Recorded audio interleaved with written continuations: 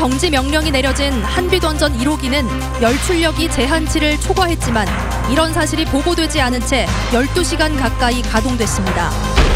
5.18 발포 명령자 등 핵심적인 진실을 밝히기 위해 미국 정부가 보유하고 있는 5.18 관련 기록을 공개해야 한다는 목소리가 커지고 있습니다.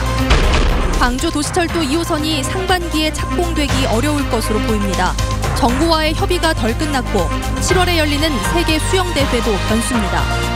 대기오염물질 배출량을 조작한 여수산단 기업들에 대해 검찰이 수사에 나선 가운데 윗선까지 수사가 확대될지 주목됩니다.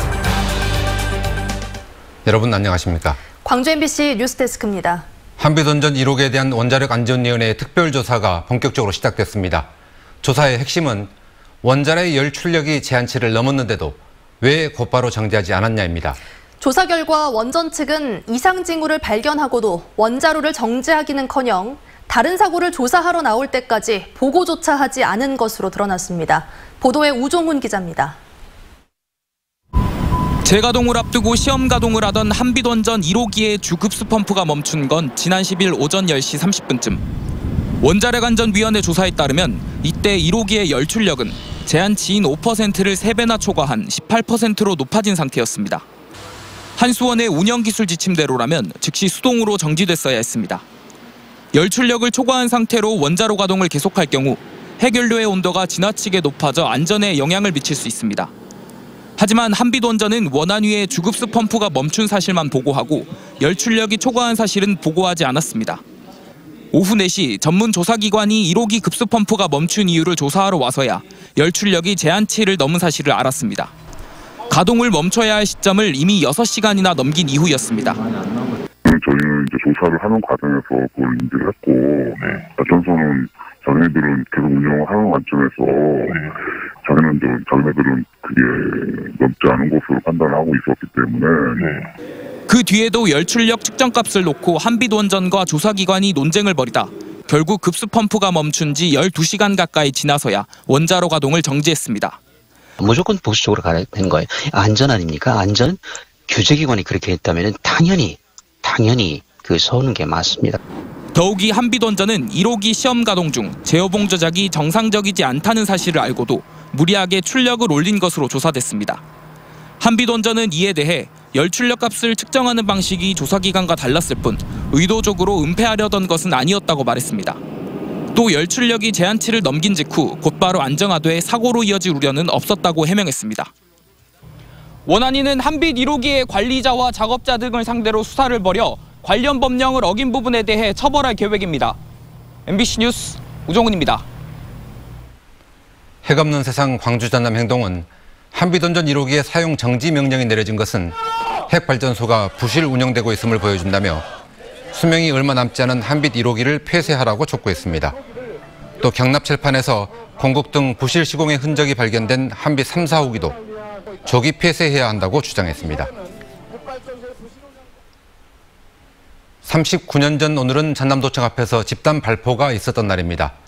당시의 정황과 최근의 증언들은 전두환 씨를 발포 명령자로 지목하고 있지만 전 씨는 이를 부인하고 있습니다. 보다 명백한 증거가 필요한 상황에서 미국의 기밀문서를 공개하라는 요구가 잇따르고 있는데 우리 외교부가 이 문제를 미국과 협의하겠다고 밝혔습니다. 남궁욱 기자가 보도합니다. 전남도청 앞 집단 발포가 있던 1980년 5월 21일 미군 정보원으로 활동했던 김용장 씨는 발포 직전 전두환 씨가 광주에 와서 회의를 주재했다고 미 국방부에 보고했습니다. 오후 1시 도청 앞에서 집단 사살이 이루어졌고 이런 것들을 감안하면 전두환의 방문 목적은 바로 사살 명령이었다고 생각이 듭니다. 집단 발포가 있은 지 하루 뒤인 5월 22일 미국 백악관에서는 광주 상황과 관련한 최고위급 회의가 열렸습니다. 당시 회의에 참석했던 미 국방부 관리의 메모에는 전두환 씨가 집중적으로 등장합니다. CIA가 전남도청 앞 집단 발포 당시 사망자와 부상자 수를 보고한 뒤 전두환 씨의 역할 등을 언급합니다. Well, I mean, what they said was, that they assumed that he was the person behind this because he was in charge. 이처럼 광주 학살의 책임자가 전두환 씨였음을 말해주는 증언과 기록은 있지만 공식적인 정부 기록은 아닙니다. 김용장 씨가 미국에 보고했다는 전 씨의 광주 방문, 백악관 회의에서 거론됐다는 전 씨의 책임을 밝혀줄 결정적인 증거. 다시 말해 당시 한국군의 움직임을 일거수일투족까지 보고받고 있던 미국 정부의 공식 문서가 필요합니다. 누구보다도 체크를 하고 있었을 것이기 때문에 당시 기록물은 굉장히 이후의 진상규명이 굉장히 소중한 객관적 근거가 될 것이다 보기 때문에 그 기록물을 확보를 해야 되죠. 우리 외교부도 5.18과 관련한 미국 정부의 문서가 진상규명의 열쇠가 될 수 있음을 잘 알고 있습니다. 외교부 관계자는 광주 MBC와의 통화에서 5.18 관련 기록물 공개 여부는 미국 정부가 결정할 사안이지만 미국 측과 협의해 5.18 관련 기록물을 받을 수 있도록 노력하겠다고 밝혔습니다. 5.18 연구자들이 39년 전 비밀의 문을 열 수 있을 것으로 지목한 미국 정부 문서는 광주 상황을 논의했던 백악관 회의록과 광주에 파견된 미 국방부 정보원의 보고서 등 11가지 기록입니다. 5.18 기념재단은 내일 기자회견을 갖고 이 문서들을 공개해달라고 미국 정부와 우리 정부에 공식 요청할 예정입니다. MBC 뉴스 남궁욱입니다. 서주석 국방부 차관이 5.18 진상조사위원회 구성이 완료되면 즉시 임무를 시작하도록 만반의 준비를 하겠다고 밝혔습니다. 서 차관은 진상조사위 서울 사무소를 방문해 국방부 파견 직원들을 격려하는 자리에서 역사적 진실 규명을 위해 필요한 지원과 협력을 아끼지 않겠다면서 이같이 말했다고 국방부가 전했습니다.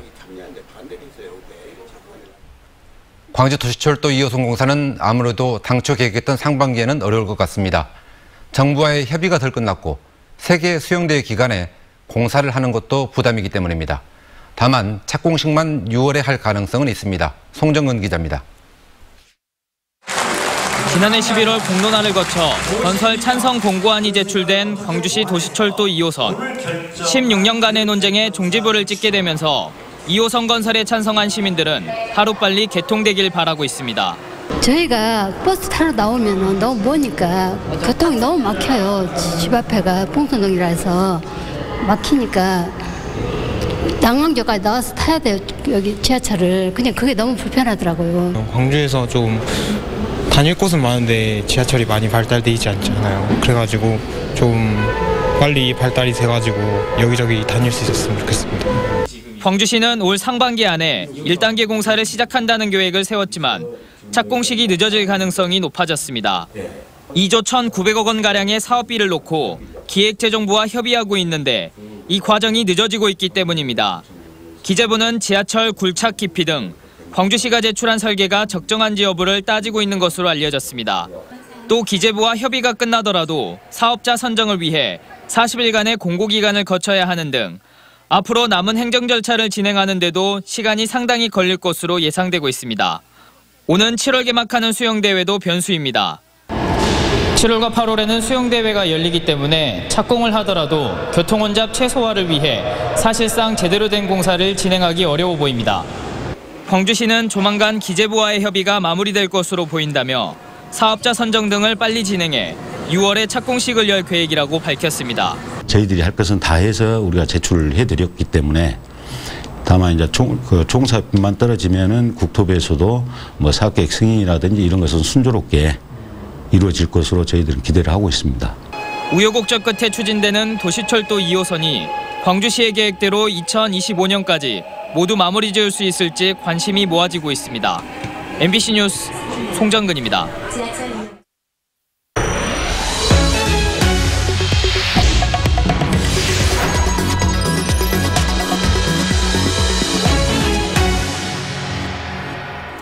대기오염 물질 배출량을 조작한 여수산단 기업들에 대해 시민단체와 지자체가 현장 조사를 추진하기로 했습니다.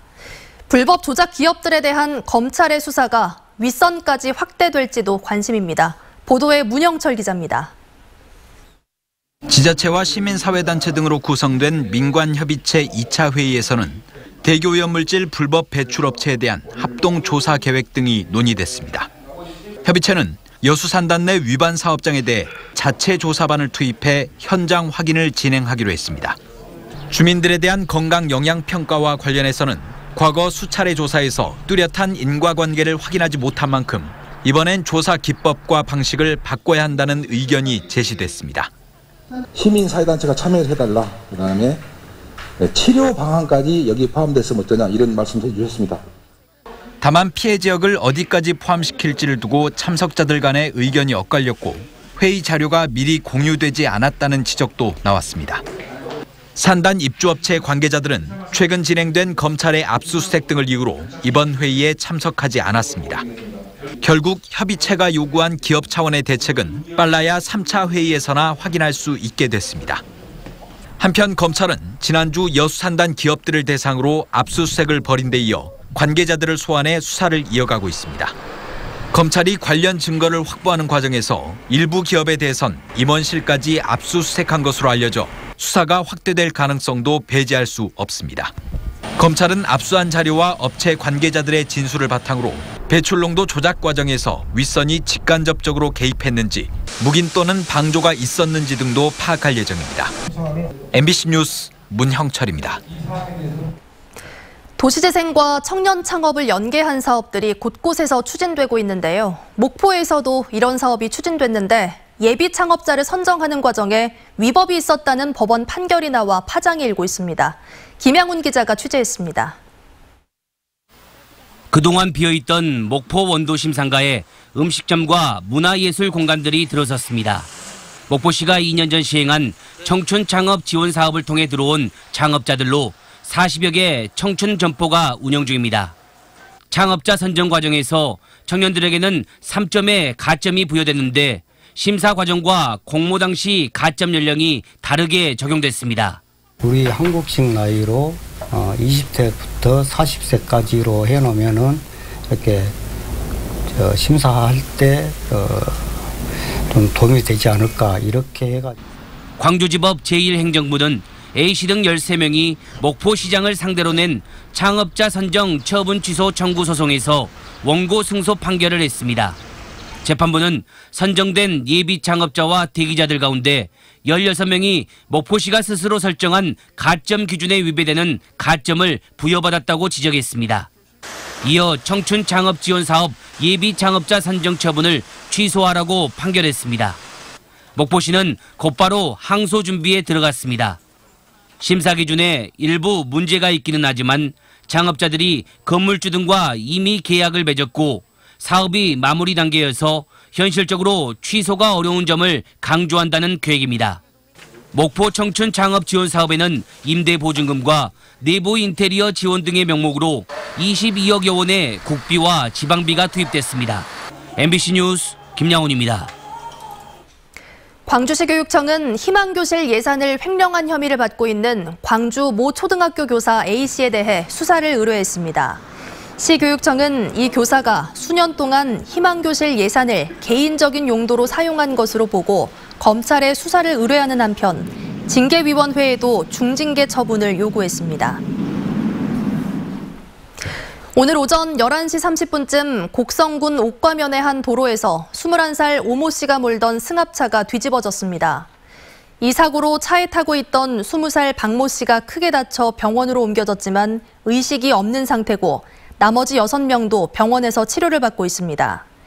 경찰은 전남의 한 대학교 학생들이 실습을 마치고 돌아가다가 사고가 난 것으로 보고 정확한 경위를 조사하고 있습니다. 지난해 영광군 나궐도 해역에서 발견된 고려 청자는 11세기 해남에서 만들어진 것으로 추정된다는 보고서가 나왔습니다. 국립해양문화재연구소는 영광군 나궐도 해역에서 찾은 도자기는 청자 49점, 백자 8점, 도기 3점으로 해남 신덕리 가마터에서 출토된 유물과 유사하고 제작 시기는 11세기로 추정된다고 밝혔습니다. 국립해양문화재연구소는 지난 2012년부터 지난해까지 나궐도 해역에서 수중 발굴 조사를 진행해 100여 점의 유물을 발굴했습니다. 세계 수영선수권 대회 성공 개최를 위해 광주 시민들이 힘을 모으겠다는 의지를 다졌습니다. 광주시는 5.18 민주광장에서 시민 3천여 명이 모인 가운데 제54회 시민의 날 기념식과 함께 수영대회 시민 서포터즈 발대식을 개최했습니다. 발대식에 참여한 시민들은 195개 나라 수영 선수들이 최고의 경기력을 발휘할 수 있도록 적극 지원하기로 했습니다. 광주 지역 택시 운수 종사자들도 수영대회 성공 개최 결의대회를 열어 광주를 찾는 외국인들에게 친절 서비스를 제공하겠다고 다짐했습니다. 기아 타이거즈의 이대진 코치가 팀을 떠나기로 했습니다. 기아 타이거즈 구단은 최근 사의를 표명한 이대진 코치를 만나 팀에 남아달라고 설득했지만 이 코치가 고집을 꺾지 않아 사의를 수용했다고 밝혔습니다. 이대진 코치는 투수 코치로서 감독을 잘 보좌하지 못한 책임을 지겠다며 사퇴 의사를 전달했고 앞으로 공부하는 시간을 갖겠다고 말했습니다.